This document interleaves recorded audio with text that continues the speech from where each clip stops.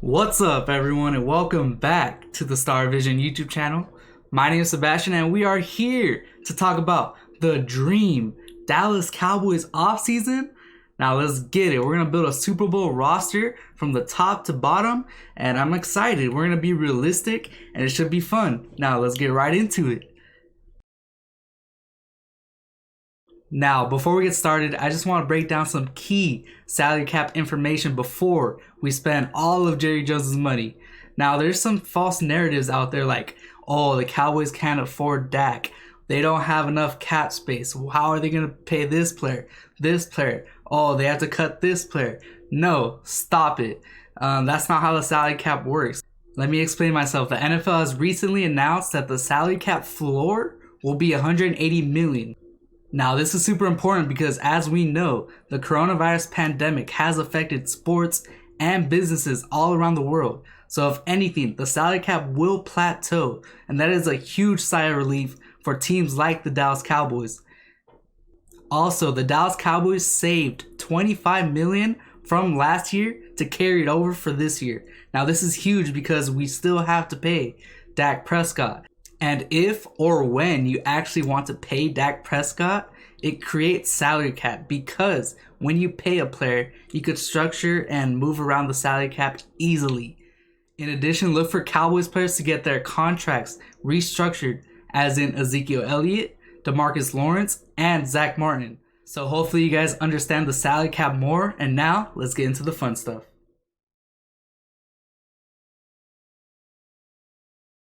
Now, the first order of business for the Dallas Cowboys in free agency is, drumroll please, pay Dak Prescott, please. Oh my, it's been 3 years since negotiating with Dak Prescott, and he still has not agreed to a contract. This is absurd.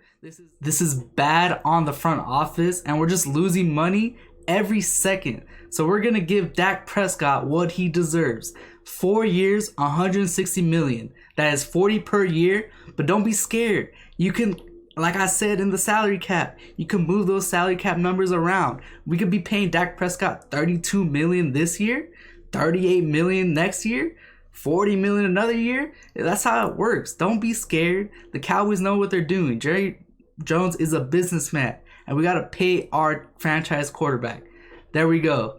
Now, also, we got to re-sign some other players, as in Joe Looney, center, veteran minimum. Linebacker Joe Thomas, veteran minimum. LP Ladouceur, the GOAT, Hall of Fame. Long snapper, veteran minimum. CJ Goodwin, cornerback, special team ace for the minimum.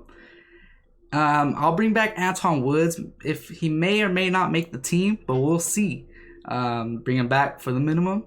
And also, this was a tough one. I had to decide between Noah Brown and Cedric Wilson. You know, they're similar in age.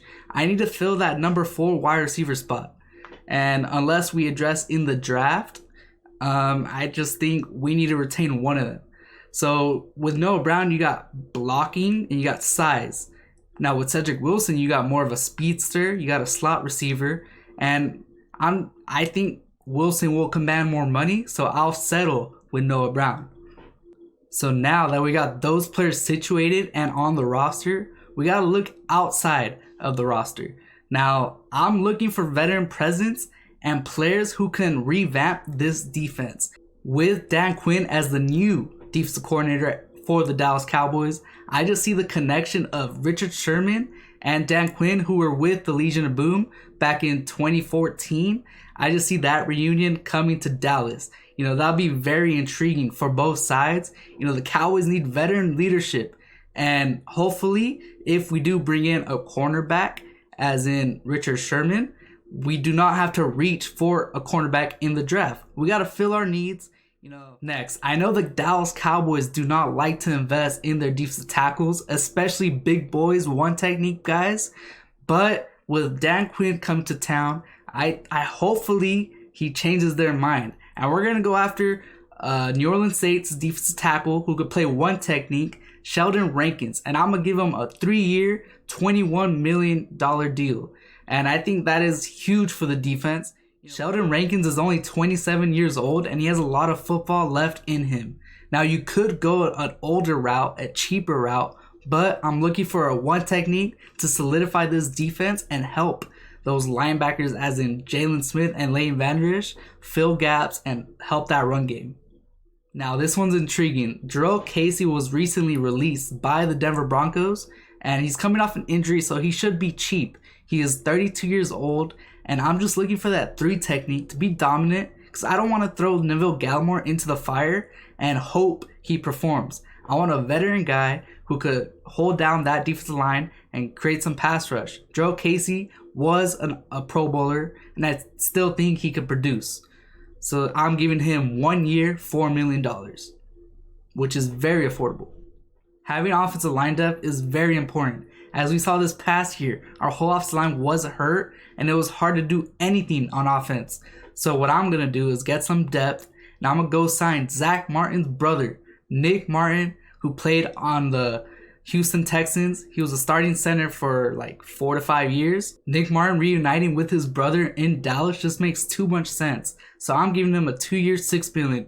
Yes, that is cheap for him. But, you know, if he wants to come play with his brother, come join us. We need more. Give me all the offensive linemen. Now, there's 2 players I'm going to sign off free agency, and they're both minimum contracts. You know, first off, we got safety Malik Hooker from the Indianapolis Colts. He was a former number 1 pick, but he's just been dealing with injuries his whole career. He has 7 interceptions in limited games. That is really good. And hopefully the Cowboys address the safety position in free agency so we don't have to reach for a player. Now to wrap it up, we got Malcolm Smith, linebacker. He was with Dan Quinn in Seattle. He actually won Super Bowl MVP with that Legion of Boom. So that's the connection I'm looking at. So I'm looking to add depth at the linebacker position. You know, Sean Lee is most likely going to retire. So we just have Jalen and Leighton. So let's put them into the rotation. And yeah, should be fun.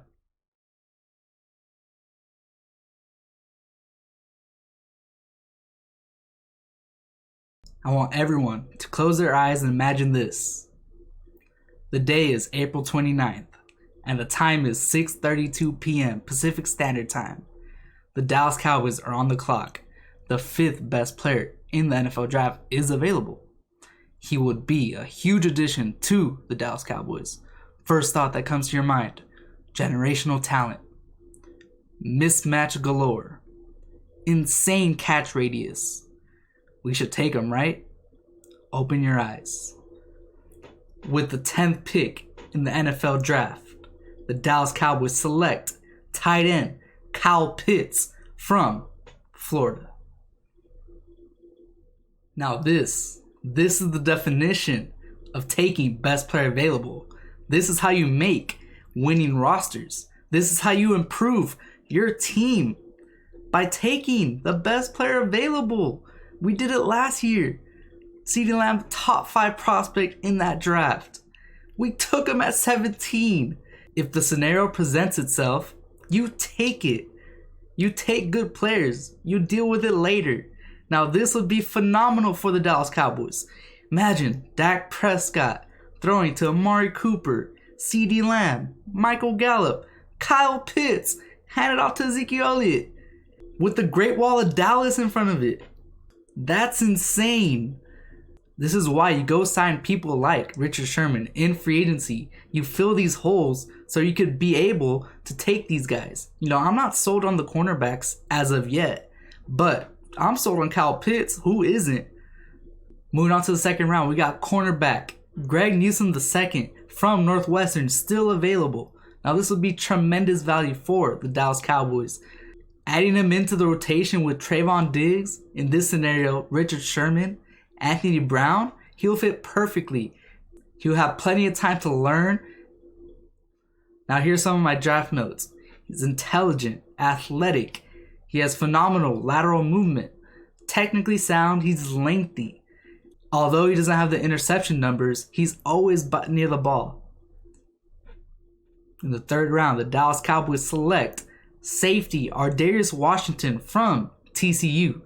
The only negative I see in Ardarius Washington is he is short. He is currently listed at 5'9", but we have seen in the NFL, these short safeties are ballers. A few examples: Tyrann Mathieu and Antoine Winfield Jr. from last year's rookie class played really good. Here are the positives. He is a great tackler, plays with heart, he's a center fielder, he has high football IQ, and he has the ability to play in the nickel formation. With our compensatory pick in the 3rd round from Byron Jones, the Dallas Cowboys select defensive end Quincy Roach. In his time in Miami, he was in a rotation with a bunch of other talented defensive ends, and he was still impressive. It is important to note that the Cowboys actually met with Quincy Roach at the Senior Bowl. Transitioning into day 3, in this scenario, the Dallas Cowboys have not addressed the backup quarterback position, so I'm going to take quarterback Kellen Mond. This is around the range he's going to be taken in the NFL draft, and he has a lot of similarities to Dak Prescott entering the draft, so this is very intriguing to back up Dak Prescott. As I mentioned before, the offensive line depth is very important. So right here, I'm taking offensive tackle Bradley Christensen. The most likely position the Cowboys decide to double dip in this 2021 NFL draft is cornerback. So right here in the 5th round, I'm selecting cornerback Shakur Brown. In the 6th round, I'm adding another big boy into the defensive tackle group, Bobby Brown III. Lastly, in the 7th round, I'm representing for the brand Pat McAfee. I'm selecting the Australian punter Max Duffy. Yes, sir. Here is the Star Vision Dallas Cowboys Dream Offseason. On the offensive side, we got quarterback Dak Prescott, Kellen Mond, and Garrett Gilbert. Running back Ezekiel Elliott, Tony Pollard, and Jameez Olawale. Wide receivers Amari Cooper, Michael Gallup, CeeDee Lamb, Noah Brown. Tight end Kyle Pitts, Blake Jarwin, and Dalton Schultz. The starting offensive line: La'el Collins, Zach Martin, Tyler Biadasz, Connor Williams, Tyron Smith. With backups Brandon Knight, Joe Looney, Nick Martin, Connor McGovern, and Bradley Christensen. On the other side of the ball, we got starting defensive line DeMarcus Lawrence, Sheldon Rankins, Jarrell Casey, Randy Gregory, and their backups Dorrance Armstrong, Antoine Woods, Bobby Brown, Neville Gallimore, Tristan Hill, Bradley Anae, and Quincy Roach. The linebacker room, led by Jalen Smith, Leighton Vander Esch, Joe Thomas, Malcolm Smith, and Luke Gifford. Starting cornerbacks Trayvon Diggs, Richard Sherman, and Anthony Brown, alongside Greg Newsome II and Shakur Brown. Wrapping up the defensive side, we got Donovan Wilson, Reggie Robinson, Malik Hooker, and Ardarius Washington. Lastly, we got the special teams with kicker Greg Zuerlein, punter Max Duffy, long snapper LP Ladisor, and special teams ace CJ Goodwin. With that being said, like the video if you enjoyed, subscribe to the Star Vision YouTube channel. Most of you guys are just watching the video and are not subscribed. Please hit that subscription button and I'll greatly appreciate it. And leave a comment below. What do you think about this dream offseason? With that being said, stay safe and peace out.